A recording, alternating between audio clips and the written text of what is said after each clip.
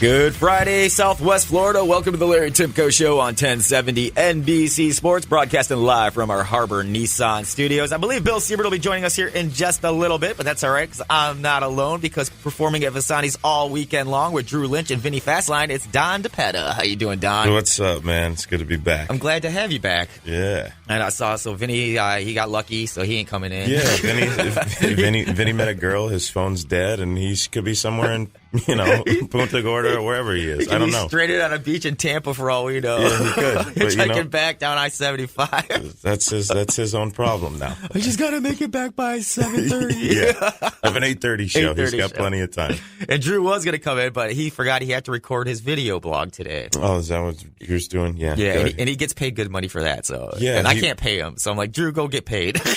Yeah. I'll see you Saturday. So you got me to do it for free. I know, right? The only guy who couldn't score last night. No, I'm just yeah, that's great. That's wonderful. How was the show last night? The shows were great. Awesome. Or the show was great last night. Yeah, just one. One show tonight and 2 shows tomorrow. One show tonight, 2 shows tomorrow. And come to the Saturday Night Late Show. That's the show where we get to cut loose and say whatever we want and do whatever we want. I think there's only like 2 tables left. On the Late Show? On the Late Show. I think there's a few more. Was there? Because I heard more people book before you came in, like around 10 o'clock this morning. Oh, good. Yeah, so good. Yeah. It's picking up.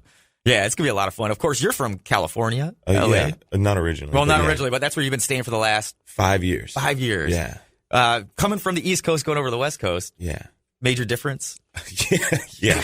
Is it really? Yeah. Is there something about the Mississippi River or something? You know what? I don't know what it is. I'm lucky enough. It's funny. I've gotten to travel a good bit of the country from playing baseball growing up and, minor league ball and then doing comedy and stuff like that. So you've gone from small towns to big cities. Yeah. But every city's different. Every city's got their own little flavor. It's honestly like, it's crazy. Everybody's different everywhere. Growing up in the South and going to school in the North and then now living in LA, I feel like I got a pretty good. Yeah, because like Atlanta's the Bible Belt. Yeah, it is, but it isn't. Can't buy beer on Sundays. I think you can now. Oh, you can? Okay, when I lived there, you couldn't. So we have to stack up on Saturday night. Yeah. For Sunday football. Yeah, in LA, you can buy it 24 hours. Yeah, so it's what a difference. Yeah. It's very liberal compared to Atlanta. Yeah, LA's incredibly liberal compared to anywhere. Yeah, no, I mean, I can't believe we got medical marijuana passed here, to be honest. You guys did. Barely. Barely. Hey, it counts. Right? Yeah. Now I'm looking to break an arm. Yeah.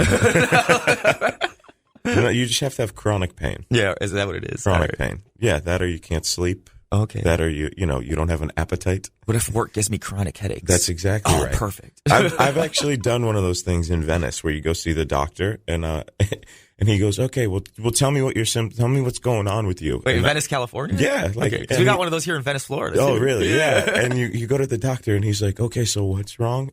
And then you tell him like, oh, I have pain. And he's like, how long is this pain? Like he's coaching you through this. Just give me a reason to say, yes, you can get it. Yeah. It's like, how long has this pain been? I'm like, as long as I can remember. And he's like, yes, that's good. Yeah, it's good. I can write a prescription for that. Here you go. Yeah. What cracks me up too is like it's legal in California, in Colorado, but if you're a football player, you still can't partake and participate. Yeah, that's one of those weird rules that they're going to have to adjust. Yeah, that they really are. Because I think there's a lot of healing benefits from it too. Oh my goodness. You do not know how many athletes I've talked to and who are 100% behind this. And they've actually written books and do seminars and stuff like that. Former football players too. Yeah. I've had them on the show. For, contrary to what a lot you believe, it's not addictive. Oh, it's not at all. It's not. I know. No one's ever died from it. No.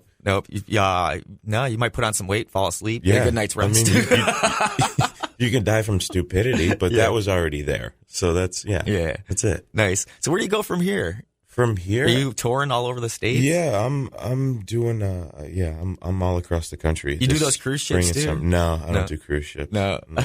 Not yet. Not yet. No, that's like the bottom line, right? Yeah, I hope that's not the. It's bottom like Dancing line. with the Stars. Yeah, I just don't. I don't want to be put out to sea yet. Okay, guys. No. That's what I heard. Is like if you get called for Dancing with the Stars, that's when you know your career's pretty much over. That's it. When you're Dancing with the Stars, your career's done. Did you see Mr. T on Dancing with the Stars? No. Is he on that? He is. Well, that's a good move for him because he hasn't done anything in a decade. I know. So. It looks like he stopped working out too, to be honest with you. Well, he's what is he, 70 now? He's got to be in his 70s. Yeah, I guess. But I remember Mr. T from the Rocky movies and the A-Team. Oh, Clover Lane was a beast. Yeah, I know. And he was jacked. And now he's kind of, it's Mr. Flab. I guess it happens to everybody. I know, but you think, hey, I'm going on Dancing with the Stars. It's like millions of people are going to be watching me. I want to get into shape a little bit. Yeah, but how, when you're in your 70s, how much are you going to really hit the gym? I don't know. How hard can you go? I'll let you know in 30 years. Okay.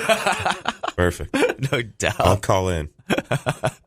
No doubt. So living in California now for 5 years. Yeah. All right.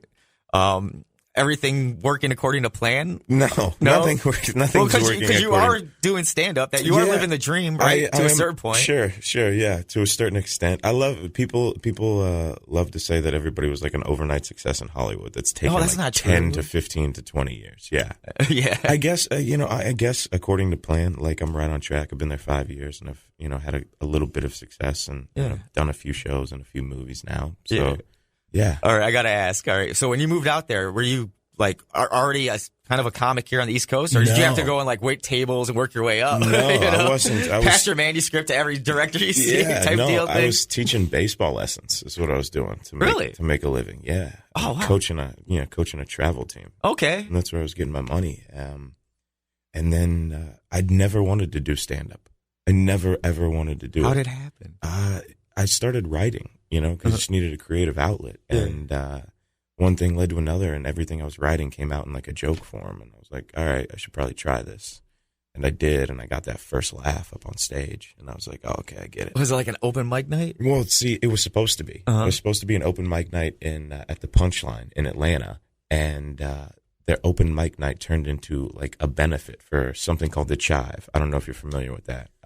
It's a big, huge organization. Like Keep Calm, Chive On, big charity. Okay. Turned into, I remember the T-shirts now. Yeah. So what turned into supposedly 15 people at an open mic turned into like 250 people at a club, and I was like, okay, all right, we're gonna do this for the first time in front of all these people. But you get that first big room laugh, and you're like, oh, okay, I get it. It's like a drug, right? Yeah, it's like a high. Yeah, you keep chasing it. Yeah. Yeah. So whatever that, So you do that, you do the show, and then so you're like, this is it. So do you get an agent? Somebody approach you? How does that work? No, you just keep, you keep grinding. It's gotta be. It's very humbling because literally, I tell people, I'll do a show for 275 people, 300. How many ever people are in a club across the country, and then the Monday that I get back, I'll go do an open mic at a coffee shop for 5. Right, and that's all spontaneous. And what the open your mic? Open mic, yeah. I just practice, just write new ideas. Okay. And I'll try and just hear them out loud because you're not going to get any feedback in an open mic in a coffee shop with 5 people. Yeah. I'm staring at art on the wall. Yeah. And hearing somebody grind beans. Mm-hmm. None of the comics are listening. Yeah. Because I've had this discussion before because I've talked to athletes, I've talked to musicians, I've talked to comics. Your profession's got to be the hardest to get a start in. I mean, with baseball, you've got people that are working with you. You've got coaches. You've got teammates. In music, you got your bandmates. You got your agents. You got your producers. You got all this stuff. As a comic, how do you get started? You're by yourself. You're on your own. There's no team.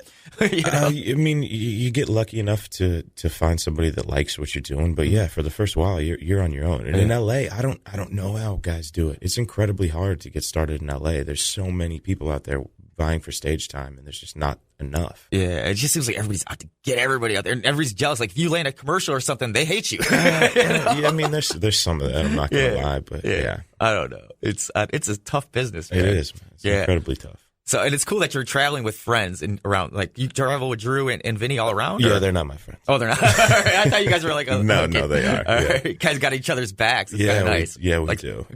I tour with Drew a good bit, and we did Port Charlotte last time, and we were like, hey, Vinny, come with us. It's fun. Yeah. Have a good time. And so Vinny tagged along for this one. Nice. Yeah. Nice. Okay, so you're in LA. You got your first gig. This is what you're going to do. So now you're like, okay, so you're doing stand-up, but you got other goals and aspirations, too. You're obviously a writer. Yeah. So are you like planning on writing a script, a sitcom, anything like that? I've actually written and co-created. I'm sorry. I'm going to move around. My chair's in the way. I've actually written and co-created a web series called We're Not Friends, and with my creative partner Ashley Bourne Hansen. Okay. Yeah, and so I've done a good bit of writing on a show. It's on YouTube. Everybody can go check it out. We're Not Friends. We're Not Friends. Yeah, it's kind of like New Girl meets Odd Couple.